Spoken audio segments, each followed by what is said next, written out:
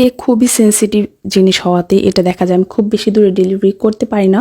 Regularly আমার যে এরিয়াটা সেই এরিয়ার বাইরে আসলে কেক কখনোই আমি হোম ডেলিভারি দিই না। আমি সবসময় বলে দিই যে পিক আপ পয়েন্ট থেকে নিতে যদি কেউ নিতে চান। আজকের যে কেকটা ছিল এই কেকটা ছিল অন্য জেলা থেকে নেওয়া, এটা মানিকগঞ্জ থেকে আপুটা অর্ডার করেছিলেন। আর আপু এইবার না এর আগেও কয়েকবার আমার কেক নিয়েছেন আর উনি সবসময় সেখান থেকেই নেয়। যদিও আমার সেখানে হোম ডেলিভারি দেওয়ার কোনো ব্যবস্থা নেই, কারণ এত দূর আসলে কেউই যেতে চায় না। তো আপু সবসময় আমার পিক আপ পয়েন্ট থেকেই নিয়ে যায়। এর আগেও কয়েকবার নিয়েছে এবং আরও কয়েকবার আমাকে নক করেছিল, তখন আমি হয়তো একটু বিজি ছিলাম যার কারণে দিতে পারিনি।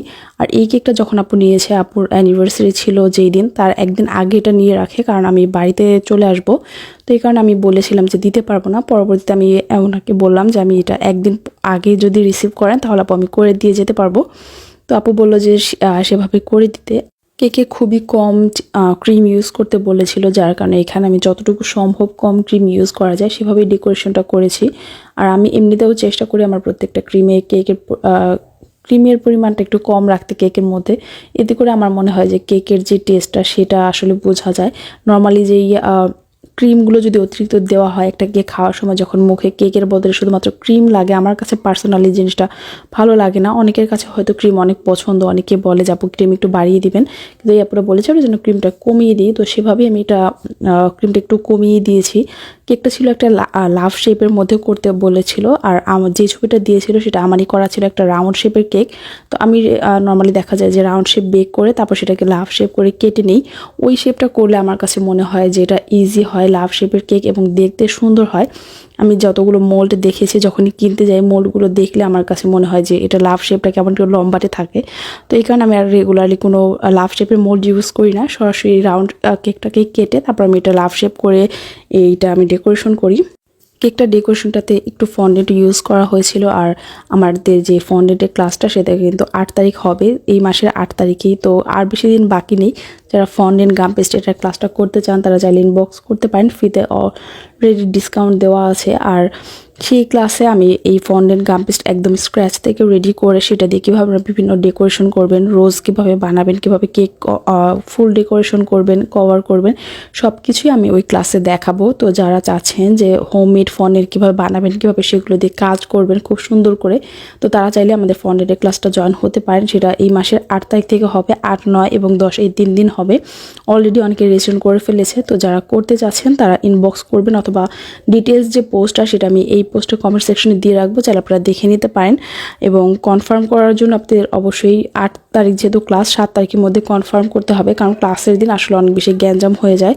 যদি সেদিন বিকাশ করে ক্লাসে অ্যাড করা সব কিছু নিয়ে অনেক সমস্যা হয়ে যায়। তো যারা চান ক্লাসগুলো করতে তারা ইনবক্স করতে পারেন, অথবা ডিটেলস পোস্টটা দেওয়া থাকবে সেটা দেখে নিতে পারেন। তো এইখানে কেকটা আমি ক্রামকুট করে কিছুক্ষণ ফ্রিজে রেখেছিলাম, এরপর এটা ফিনিশিং দিয়ে নিলাম। নর্মালি দেখা যায় রাউন্ড শেপের কেক ফিনিশিংটা দেওয়া যায় খুব তাড়াতাড়ি, এবং আমার মনে হয় শুধুমাত্র এটা টান দিলেই রাউন্ড শেপের যে কেকগুলো সেগুলো খুব সুন্দর স্মুথ একটা ফিনিশিং হয়ে যায়। এফোর্টও কম লাগে, সময়ও কম লাগে। কিন্তু উল্টো দিকে লাভ শেপ অথবা স্কোয়ার শেপের কেকগুলোতে একটু সময় লাগে এবং ক্রিমও দেখা যায় একটু এক্সট্রা বেশি লাগে অনেক সময় ফিনিশিং আনতে সুন্দর করে। তবে যেহেতু এই কেকটাতে আপু বলেছিল যেন কম ক্রিম ইউজ করি, তারপর আমি চেষ্টা করেছি যতটুকু কম ক্রিম ইউজ করে ফিনিশিংটা সুন্দর করা যায়। আর এইভাবে আমরা যদি চারপাশে সিলিকনের একটা ব্রাশ দিয়ে খুব সুন্দর করে টেনে দিই তাহলে কিন্তু খুব একটা ভালো ফিনিশিং না হলেও দেখতে গিয়ে এটা অনেক সুন্দর লাগে। তো কেকটা আমি ফিনিশিং দিয়ে উপরে একটা প্যালেট নাইফ দিয়ে ডিজাইন করেছি, এবং সাইডে যেই ডিজাইনটা ছিল সেটা ছিল একটা স্প্যাচুলা বা সিলিকনের যে ব্রাশগুলো থাকে সেটা দিয়ে। এরপর আমি এখানে সাইডে আমার যেই রিকমেন্ডেড ছবিটা ছিল সেটা ডিজাইন অনুযায়ী এখানে কিছু গোল্ড ফয়েল লাগানো ছিল, এবং এটা দেওয়ার আগে কেকটা দেখতে একটু সাদামাটা লাগছিল। যখন আমি পুরো কেকটাতে এইটা গোল্ডের যে ফয়েলটা আছে এটা বসিয়েছি, সেটা বসানোর পর দেখতে অনেক বেশি সুন্দর আর এলিগেন্ট লাগছিল। আর এইটা মোটেও সহজ না, ভিডিওতে যতটা ইজি মনে হচ্ছে যে আমি এটা জাস্ট হাত দিয়ে বসিয়ে দিয়েছি তা না, এটা প্রত্যেকটা পার্ট ছোট ছোট করে কেটে তারপর হাত দিয়ে বসাতে হয়, অনেক বেশি সময় লাগে, দেখা যায় কোমর ব্যথা হয়ে যায়, এত বেশি মানে আমার কাছে এরকম লাগে। তো তারপর যাই হোক পুরোটা ধৈর্য ধরে আমি আস্তে আস্তে এটা বসিয়ে দিয়েছি। বেকিংটা অবশ্যই ধৈর্যের কাজ। আমরা অনেকেই আছি যে অল্পতেই একদম ধৈর্য হারা হয়ে যায়, এরকম হলে হবে না। অবশ্যই ধৈর্য ধরে যে কোনো কাজই করতে হয়, তাহলে ফিনিশিংটা বা লুকটা সুন্দর আসে।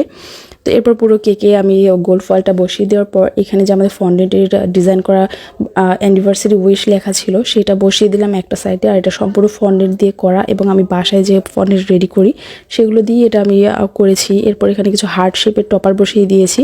আর এই হার্টগুলো আমার নিজের বানানো এবং এটা আমার বানানো ফন্ডেন্ট দিয়েই করা। এটাতে লাল কালারটা আমি নিজেই করেছি। নর্মালি হয় কি যারা ফন্ডেন্ট নিয়ে কাজ করি তারা আমরা জানি ফন্ডেন্ট এরকম ডার্ক কালার করতে গেলে ফন্ডেন্ট অনেক সময় মেল্ট হয়ে যায়, নরম হয়ে যায়।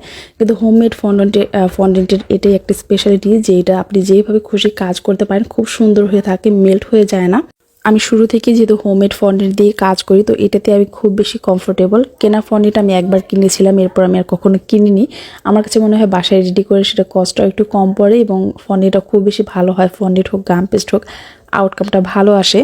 তো এইখানে কেকটার উপর টপারগুলো দেওয়ার পর আমি কিছু এডিবল সুগার বল বসিয়ে দিয়েছি। আর এই কেকের উপর যা যা আছে সব কিছুই এডিবল, মানে খাওয়ার যোগ্য। এরপর সুগার বলগুলো দেওয়ার পর কেকটা আমার কমপ্লিট। আর এটা দেখতে কেমন হয়েছে অবশ্যই কমেন্ট করে জানাবেন। এত কষ্ট করে কেক বানাই, ভিডিও করি, আপনারা কেউ কমেন্ট করে যখন জানান না তখন কিন্তু অনেক বেশি খারাপ লাগে। তো অবশ্যই কমেন্ট করে জানাবেন যে এটা কেমন হয়েছে। আর আমার কাছে তো ভালো লাগবে অবশ্যই আপনাদের